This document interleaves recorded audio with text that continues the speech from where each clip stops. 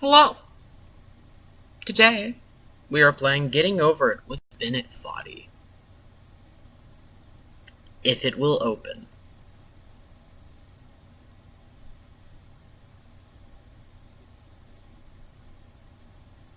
There we go. Now, I might suck because I don't have my mouse with me currently. I'm currently using someone else's mouse. So,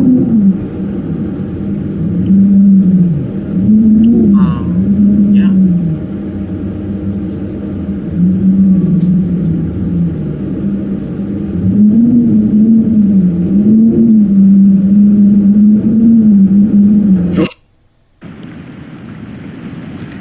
Okay.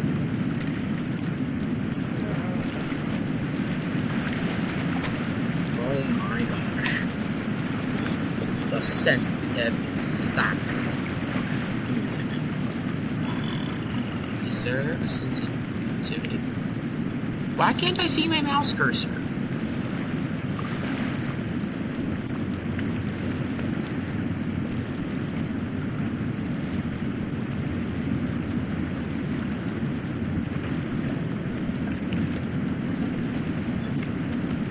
What happened to my cursor?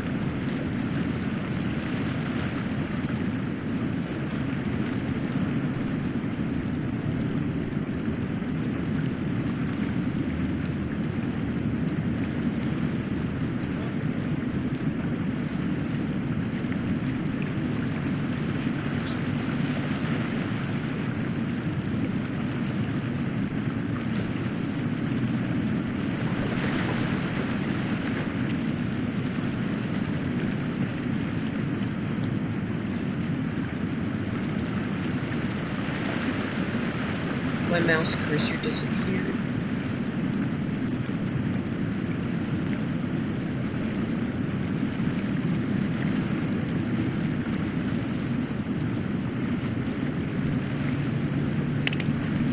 There we go.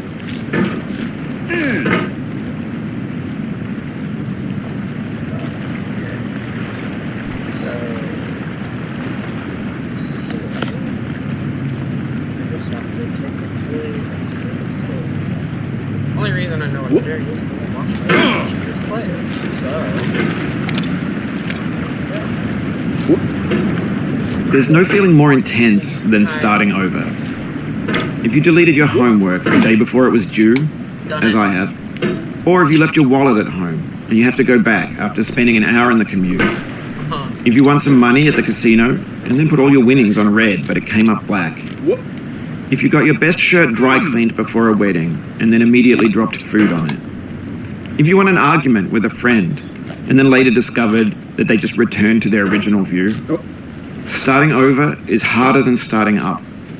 If you're not ready for that, like if you've already had a bad day, then what you're about to go through might be too much.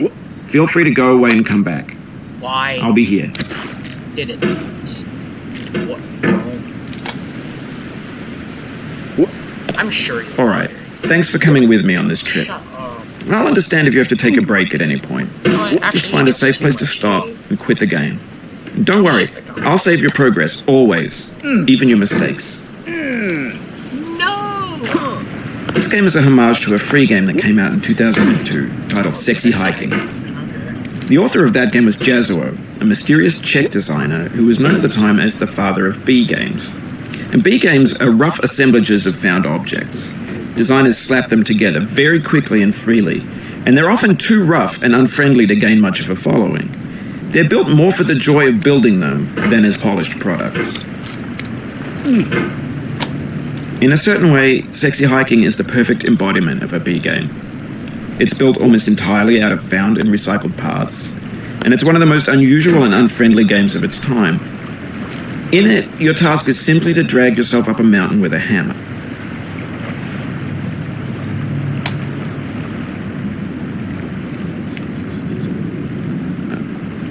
And that act of climbing, in the digital world or in real life, has certain essential properties that give the game its flavor.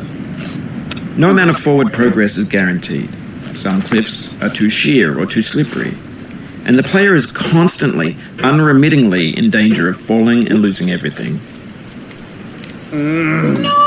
Anyway, when you start sexy hiking, you're standing next to this dead tree that blocks the way to the entire rest of the game.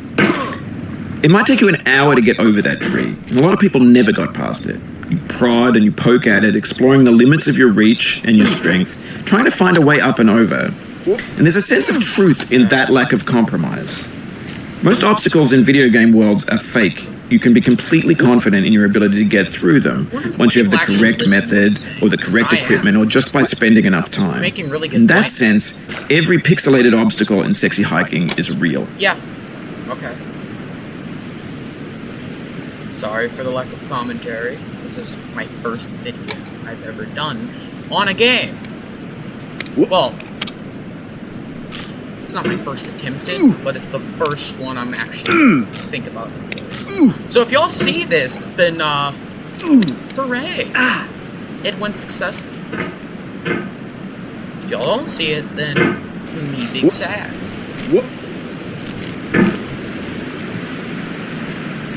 Actually, not that bad. It's just if you get impatient, it gets really hard. The obstacles in sexy hiking are unyielding, and that makes the game uniquely frustrating. But I'm not sure Jazzuo intended to make a frustrating game. The frustration is just essential to the act of climbing, and it's authentic to the process of building a game about climbing. A funny thing happened to me as I was building this mountain. I'd have an idea for a new obstacle, and I'd build it, test it, and it would usually turn out to be unreasonably hard. But I couldn't bring myself to make it easier. It already felt like my inability to get past the new obstacle was my fault as a player rather than as a builder. Imaginary mountains build themselves from our efforts to climb them, and it's our repeated attempts to reach the summit that turns those mountains into something real. When you're building a video game world, you're building with ideas, and that can be like working with quickset cement. You mold your ideas into a certain shape that can be played with, and in the process of playing with them, they begin to harden and set until they're immutable, like rock. And at that point, you can't change the world. Not without breaking it into pieces and starting fresh with new ideas. Yeah, sure, man.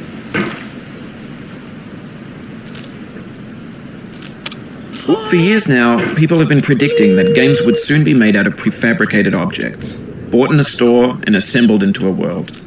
And for the most part, that hasn't happened, because the objects in the stores are trash. I don't mean they look bad or that they're badly made, although a lot of them are.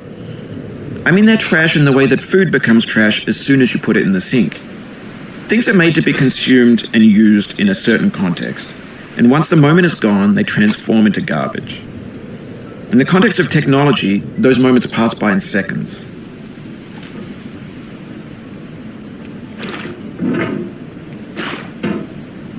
Please, no. Okay.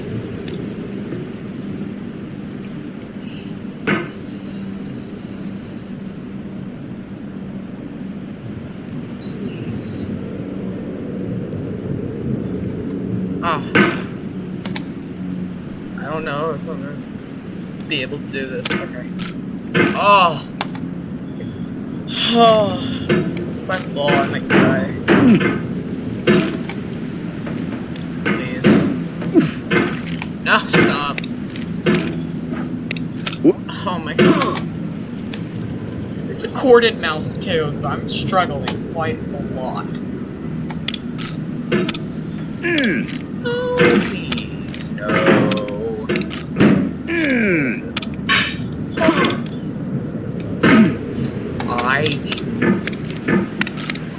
Down. Game once, so when you get super mad, let it get to you.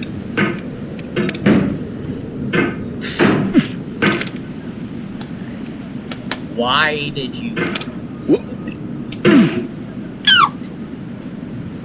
There's some seagull. There's a seagull. Yeah, the seagull flew into the building. Please no. I'm gonna lose my mind. Oh, I'm gonna lose my mind. No. Okay.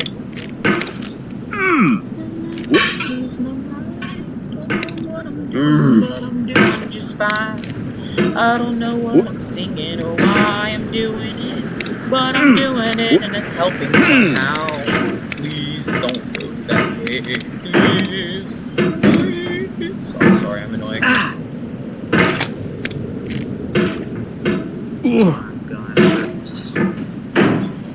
On accident from me moving the mouse so much.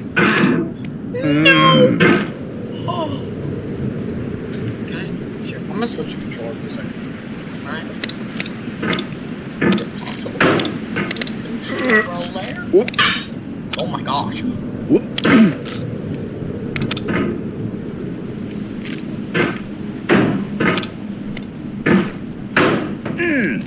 I have to use both of the sticks to move it fast.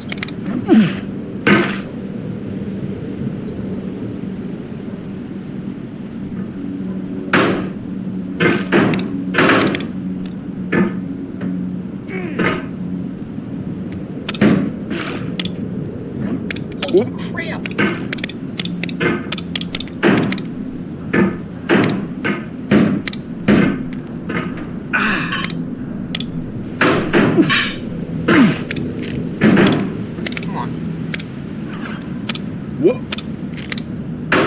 Over time, we've poured more and more refuse into this vast digital landfill that we call the internet. It now vastly outnumbers and outweighs the things that are fresh and untainted and unused. When everything around us is cultural trash, trash becomes the new medium, the lingua franca of the digital age. And you can build culture out of trash. But only trash culture. Be games, be movies, be music, be philosophy. Maybe this is what digital culture is. A monstrous mountain of trash, the ash heap of creativity's fountain. A landfill with everything we ever thought of in it. Grand, infinite, and unsorted.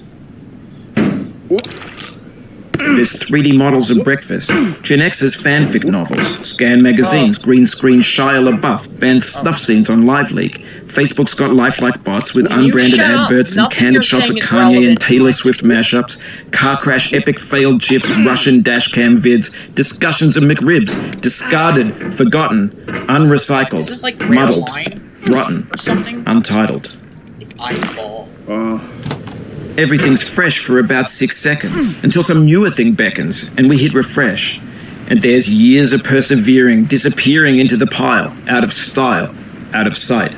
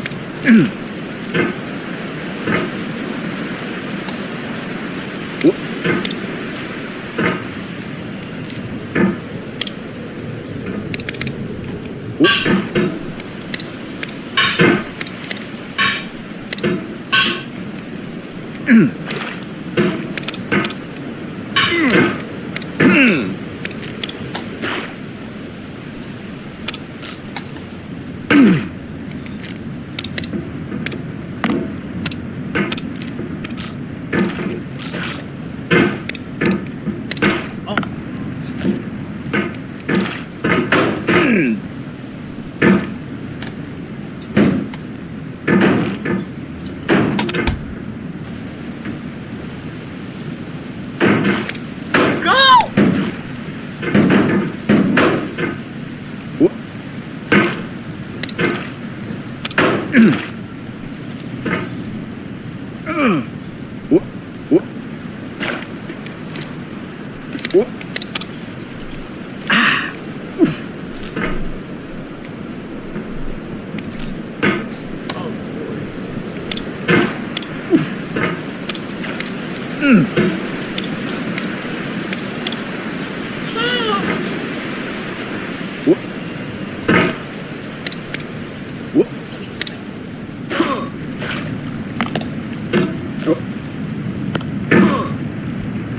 Well, it's been a great time. I'm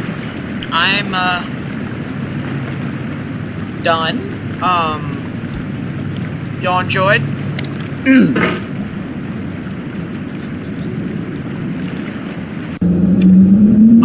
It was fun, but I'm done. Yeah.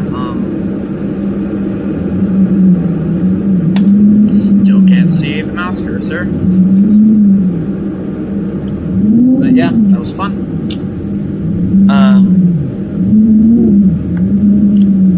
Hit the like button, subscribe, really helps out. Well, I don't want to sound like a bullshit. I'm mad.